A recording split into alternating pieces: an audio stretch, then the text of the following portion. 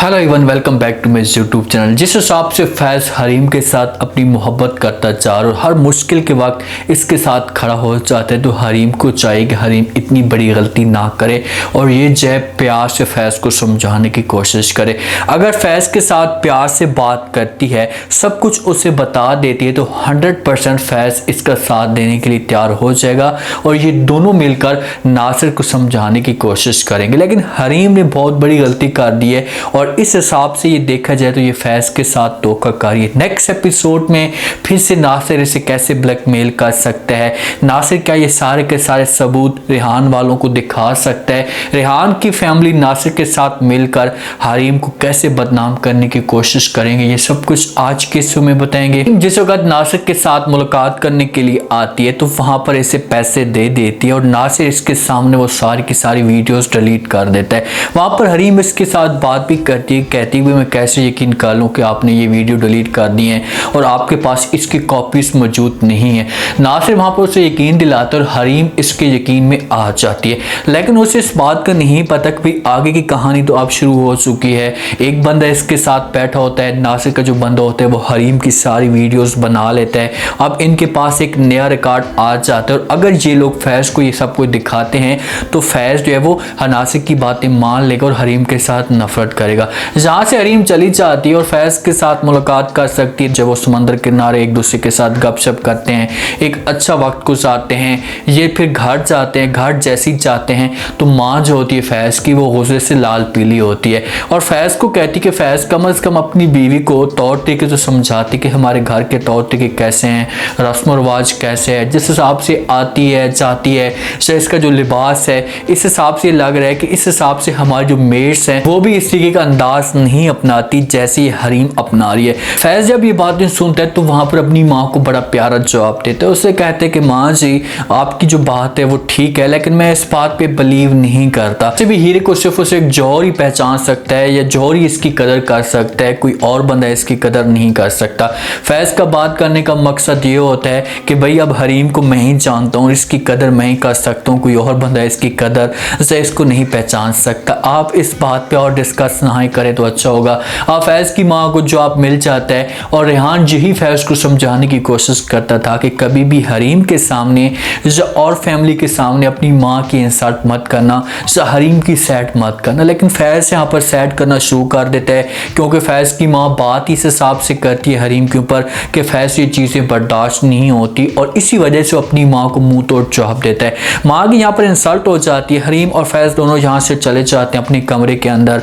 अब हरीम के चेहरे के ऊपर परेशानी होती है कि यार देखें कि इसकी माँ मेरे साथ ऐसा कर रही है, मुझे बार बार जो तोड़ने की कोशिश कर रही है, जो मेरे ऊपर डांस करती है, एक उसका लिबास एक सादा होता है और ये फैज़ की माँ से ये चीज़ें बर्दाश्त नहीं होती और इस हिसाब से वो रहती है कि घर में कोई मुलाजमा के तौर पर बंदा रह रहा है। फैज़ उसे समझाता है, हरीम बात करती है फैज़ के साथ अपने कमरे में, उसे कहती है कि जिस हिसाब से आपने मेरे साथ मोहब्बत की है मैं आपके हमेशा एहसान नहीं भूलूंगी, आपकी हमेशा कदर करती रहूंगी। ये बातें जब फैज़ सुनता है तो हरीम को समझाता है और कहता है कि भाई आपको परेशान होने की कोई भी ज़रूरत नहीं है, चाहे जो कुछ भी हो जाए, मैंने इस वजह से आपका हाथ नहीं थामा, जब दुनिया से लड़कर मैंने हाथ थामा था तो इस वजह से नहीं थामा था कि आगे जाकर मैं आपको छोड़ दूंगा।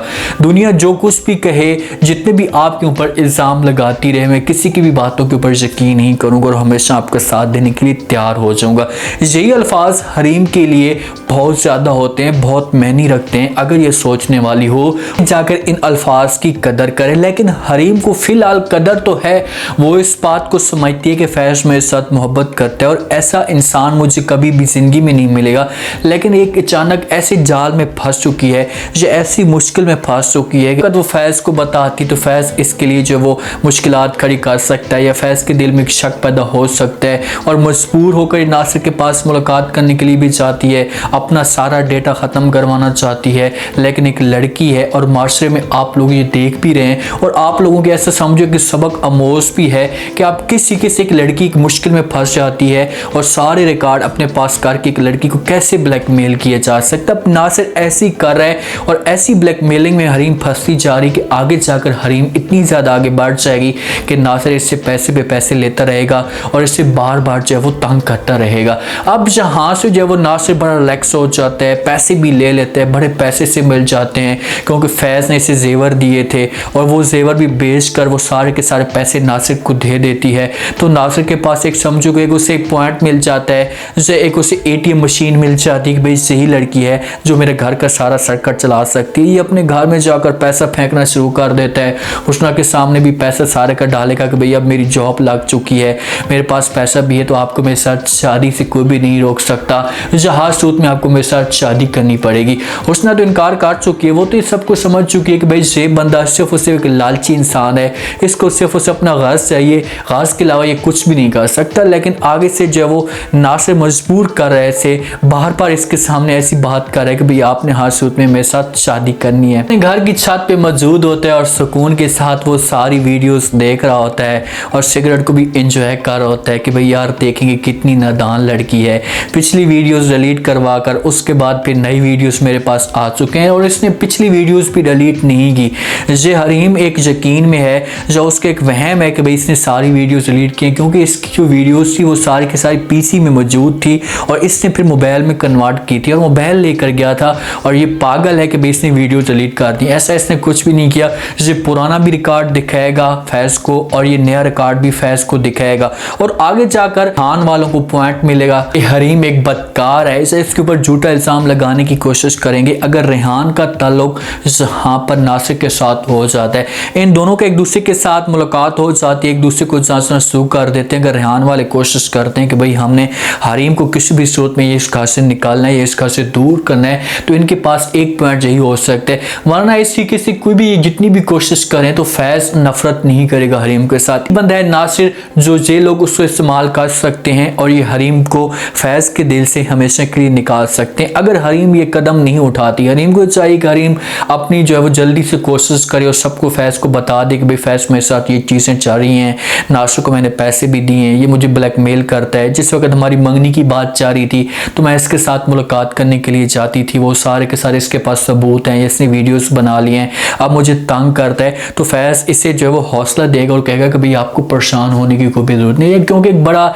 एक ट्रस्टी किस्म का बंदा है और इसने जो वो हरीम के ऊपर अंधा यकीन किया हुआ है। उसने कभी भी ये नहीं सोचा था कि मैं हरीम को जो है वो इस मुश्किल में छोड़ूंगा, या उसके जहन के अंदर ये बातें कभी भी नहीं है कि भाई हरीम मेरे साथ इतना बड़ा फ्रॉड कर सकती है। बहरहाल ड्रामा जो वो इंटरेस्टिंग बनता जा रहा है, कहानी तो एक समझो कि वाज़े सामने नजर आ रही है कि भाई कैसे जो है वो हरीम को ब्लैकमेल किए जाएगा नासिर वाले और क्या क्या चीज़ें जो उससे लेने की कोशिश करेगा। उसके बाद ये सारे सबूत आएंगे और हो सकता है कि रेहान वाले और फैज़ की माँ जो है वो मुलाकात करें नासिर के साथ और उससे जो वो सबूत मांगें और फैज़ को सारे के सारे सबूत दिखाएं। तो फिर फैज़ जो है वो एक दफ़ा हरीम के साथ नफरत करेगा, एक दफ़ा हरीम अपने आप को कमज़ोर करेगी और हरीम के ऊपर हो सकता है कि ये बदनामी का दाग भी लगे और इसके वालिदैन ये दाग बर्दाश्त ना कर सके। इस तरीके से कहानी चलेगी। कहानी इंटरेस्टिंग मोड पे आ चुकी है। माँ अब चाहती है कि जितनी भी कोशिश की जाए जल्दी से जो है वो फैज़ को हरीम से दूर किया जाए। अब देखना चाहिए कि ये कब तक इस मकसद में कामयाब होते हैं।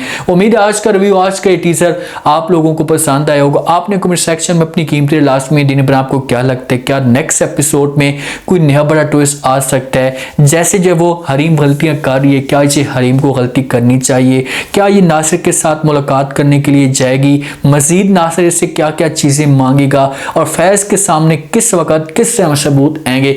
लास्ट में फीडबैक दीजिएगा और चैनल को लास्ट में सब्सक्राइब कर दीजिएगा। शुक्रिया, अल्लाह हाफिज़।